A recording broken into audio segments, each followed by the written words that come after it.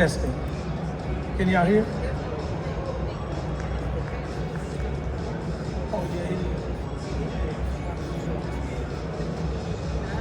Yeah, you ready?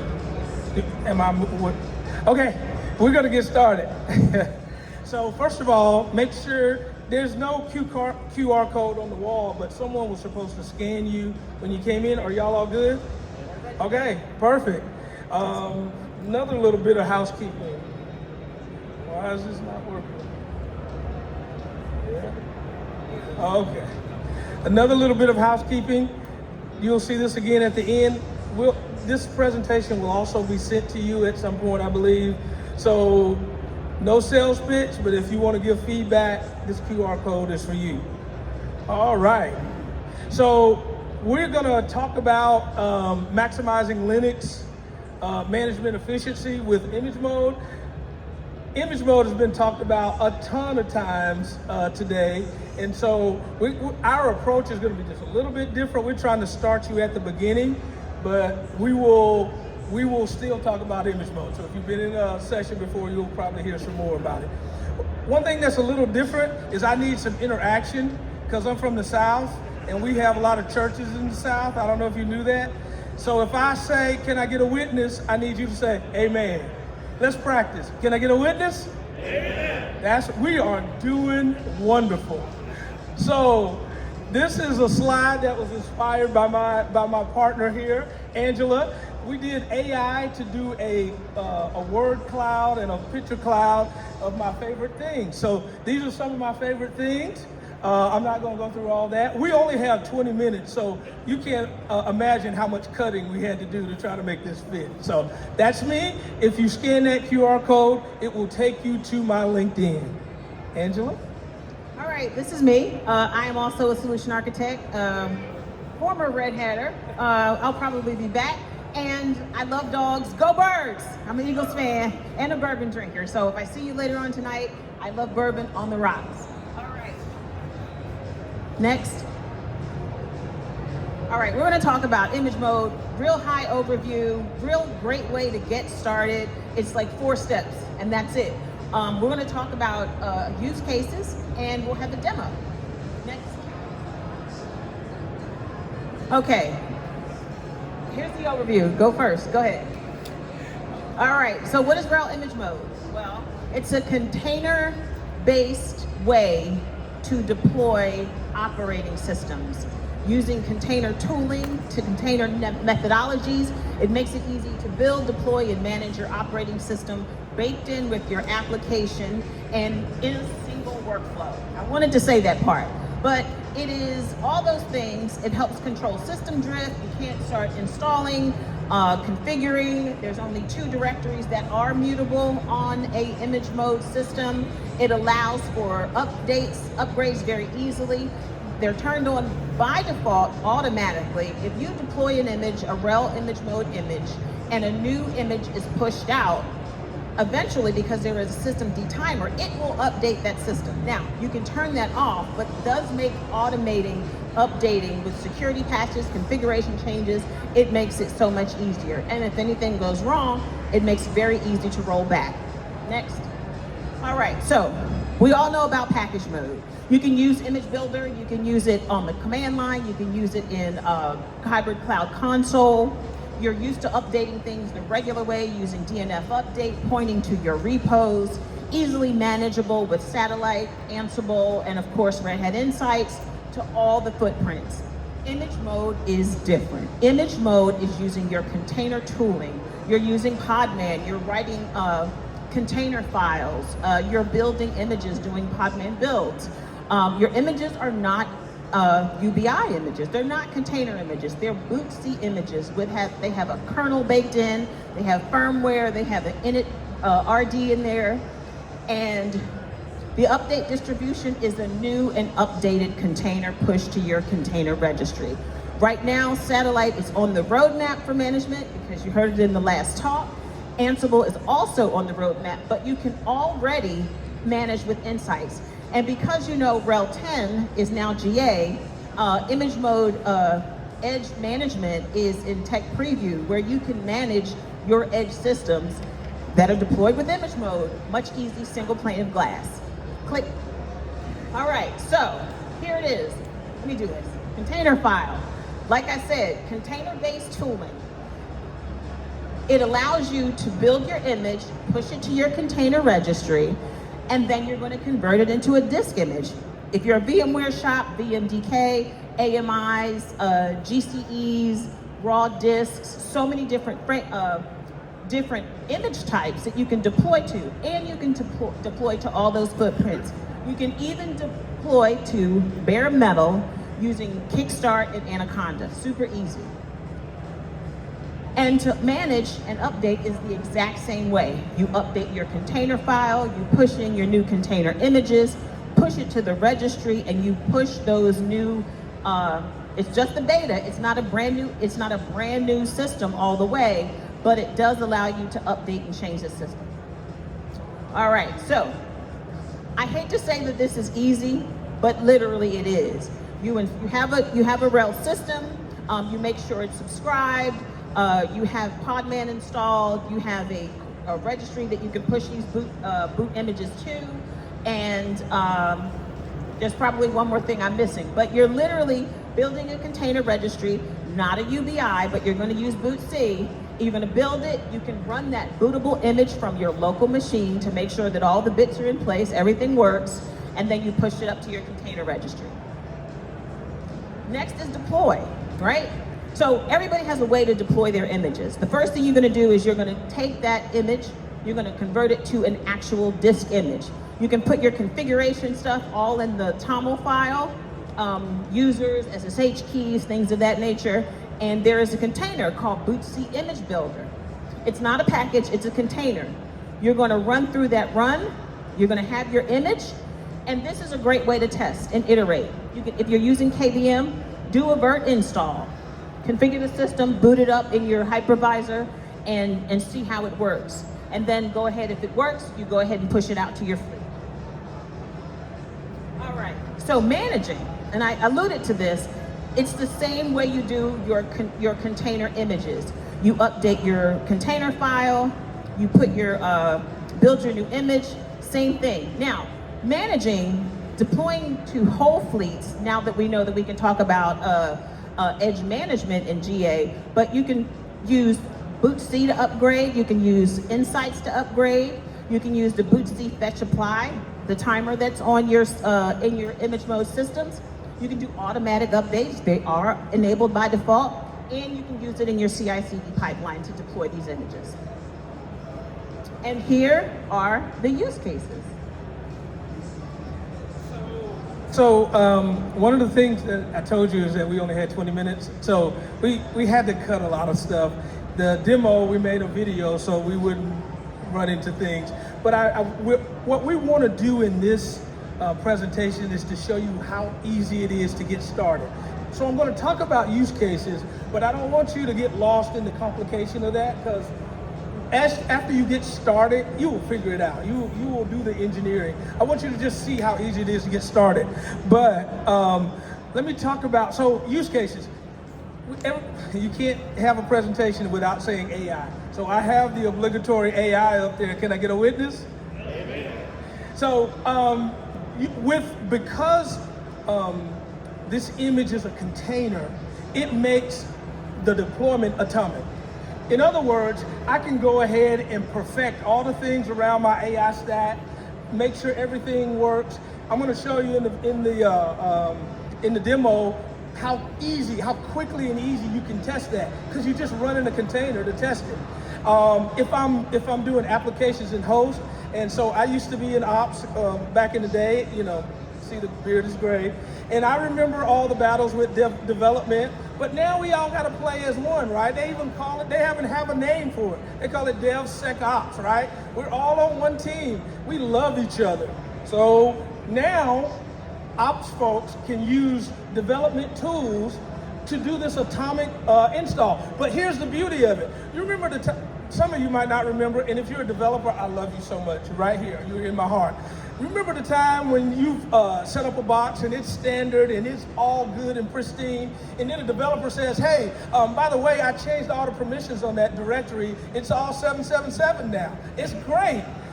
Oh my God, you just opened everything up to 777. What are we doing?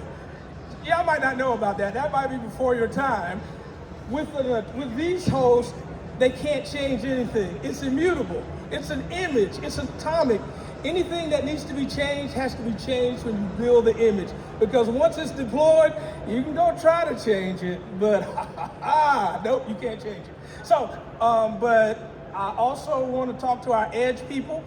So if you have a fleet of, I'm talking fast because I don't want to go over the time. If you have a fleet of anything, because technically this app host can be considered a fleet. You can have thousands of application servers that are already standardized, FIPS enabled, whatever it is you need to be, they're set now. And so when you want to update them, upgrade them, it's one atomic operation. It's not a bunch of patches. But if you have fleets, if you have a fleet of drones, you can update them with the latest coordinates for an attack vector, right? If you have a fleet of vending machines and prices change and products change, you can update tens of thousands of them with a single command. That's the beauty of this container thing. And as an old school sysadmin, this makes my life easy. I actually might get to go home. And then you can just do standalone containers. So RHEL Image Mode. So quickly, I'm not gonna go back through, but now we're using container native workflows. So we're building from an image file, we're deploying in a number of ways that Angela has talked about. And if you have questions, you can ask me. I know I'm going fast. And then you can manage these. You can manage with GitOps, you can manage with CI/CD. She already talked about satellite and Ansible. So there are many ways that now you can manage this fleet that's out there. All right, and I was going to kind of take you through a container image file. I'm not gonna spend a ton of time there, but just notice we are pulling from, and this is the one that we're actually demoing, we're pulling from a 9.4 version of RHEL Boot C. It is a Boot C image.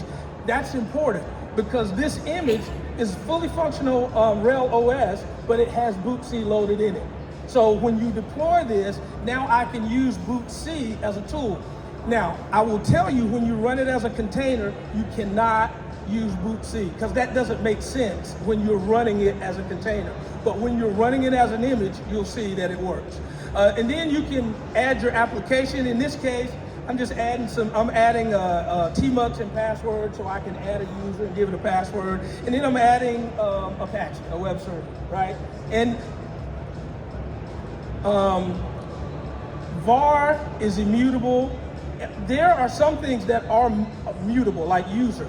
So notice we're copying some things from an immutable file system to a mutable file system. So those things are changeable, right? It's because I'm copying my index to a place that I can change it.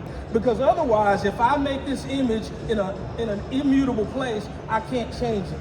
Now, I can go back and copy it, but I can't change it now. So that's what we're doing right here.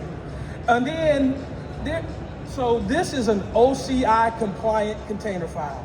However, it's a subset, meaning there are some things that you would do for a container that don't make sense to an OS. Right here, I included expose because I'm gonna run it as a container and I need to expose port 80. But when I run it as an OS, the ports that need to be exposed will be exposed. That doesn't make sense. You see what I mean? So there are some commands that don't make sense for a running operating system that makes sense for a container, right? It is a container image and it will become an image that you deploy, but just keeping those kinds of things in mind, okay? And so for this one, I'm gonna deploy it with Kickstart. You can deploy it with Kickstart, you can turn it into an image, all the things. You can do it a lot of different ways. So before I do this, let me switch here. I gotta do some snack food, huh?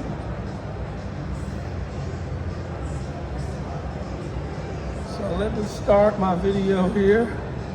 Here we go. Where's the mouse? Where's the mouse? There we go. All right. If you have created a custom bag, please remember to pick it up at the bag Okay, I'm building my container file. A simple command, -F for the container file, -T is tagging the container. So I'm tagging the container to give it a name. We skipped through some of this because it's a ton of stuff, right, that you go through. It's going through and running all of those commands that you saw in the container file. So that's what this is. Now down here, when you see that long hash right there, that tells me that an image has been made. And here we go, that's the image. I tagged it as a local image, so it's in the local container registry, okay? But really, that's not helpful to me because that's on this box. I'm gonna push it. Right now, I'm running the container. So I've run the container and it booted up just like a system because why? It's a system. And I just booted it in, I'm logging in just like it's a system. All of this, by the way, is on another system. I'm running, I'm using Podman tools, things like that to run this container, but it's a system. Remember I told you I pulled the 9.4, but I updated it when I built it because it ran a DNF update. So now it's actually 9.6 that's running out there. You see what I'm saying? So you literally ran those commands to create this image, and now I'm running an instance of a container image. I am in that image, I logged in, and the system D is running itself. It's showing itself. That's the name of the container. This system control is showing Apache running within the container. But that ain't enough, you know, I gotta prove stuff to people because they don't really be believing me, especially sysadmins, we don't believe anything. So now I'm going to the box, I'm hitting port 8080, and there's my website. Okay? So that's what I mean by how easy it is to get started. What do we run? 2, 3 commands? Most of the commands I ran were testing things. I'm logging into this container now from a remote box, just to show you that these images are contained. So imagine this being in a drone somewhere. You are literally logging into the drone if you have network access. If you don't worry, it's still gonna run disconnected, right? It's an OS, it's a full OS doing the things that it should do. You can deploy Minishift, which is, it's called Minishift, the single node OpenShift. You can deploy whatever you want, right? So we won't talk about deployment a lot because we've talked about it before and I don't have time to run it, but I do want to show you how you can either update or switch with a single command. So now this is a running KVM container. I am logging into it, and then I am going to show you that it is currently that 9.6 image, and then I'm going to switch it with a single command to a RHEL 10 image. I'm gonna switch it to I know, he's looking at me like, are you selling snake oil? What is this? How do you do that? No, actually, we can do it. Notice, that's still the message of the day, the 9.4. I'm showing you that it's 9.6 because we upgraded it in the container file, but it's running now. It's a running image, it's a KVM image. So I'm gonna come down here and do some status commands, bootc status. It's gonna show you a couple of things. It's gonna show you a lot of things, but don't worry about most of it. Right now, this is the booted image. That's all it knows about. It knows about itself, right? Because I haven't done an upgrade or a switch. I ran the same command, but I did the output in YAML. So the YAML just shows you a lot more stuff that you don't need. I'm about to do the switch. The difference in a switch and an upgrade. If I do bootc upgrade right here, it's gonna go back to the repository from whence it came. You don't even have to put the repository because it knows where it came from. But notice, I'm going to a different repository with switch. So with switch, I have built another image. It's not the same image, and I'm gonna switch to that image. So now I've switched to it, and notice that it is it moving? It's moving fast. So that's the booted image. Now we got a staged image. So when I run the command, it's not going to shut my system down and disrupt my production. It's going to go ahead and stage an image, right? And it started to pull that image in. You saw all of that. For me to now move to that image, I have to do a reboot. When I do the reboot, it's going to come back up, and I skipped a lot of this, right? You've seen reboots before, so I skipped a lot of this, And I wanted to show you when it comes back that it's now running RHEL 10. I'm going to show you from Etsy OS release, RHEL 10 beta. We didn't have RHEL 10, it was just released today. I had to use beta, right? So this is the same box, but now it's RHEL 10. You see what I mean? How many commands did we run? I talked more than we ran commands. And I just wanted to show you that. All right. All right. Sorry. Are we ready? All right, so we're at the 20-minute mark. So we wanted to give you access to resources. If you scan that QR code, it will take you to a copy of the deck. And you will be able to access all of these resources. Of course, RHEL 10 just went GA, so you'll have information about image mode for RHEL 10. There's a great quick start guide. Bryn Briard wrote a blog post on getting started with image mode, top notch. Those two they're really all you need to help you get started. There are example configuration files as well as container file examples. As you know, Red Hat has tons of hands-on labs where you can get your hands on it, play with it, learn it for yourself. And yeah, we have some hands and interactive labs. So thank you. I hope you all give RHEL Image Mode a try. Pull down the slides and contact us if you have any questions. And before you go, just a little test. Can I get a witness? Thank you so much for joining us.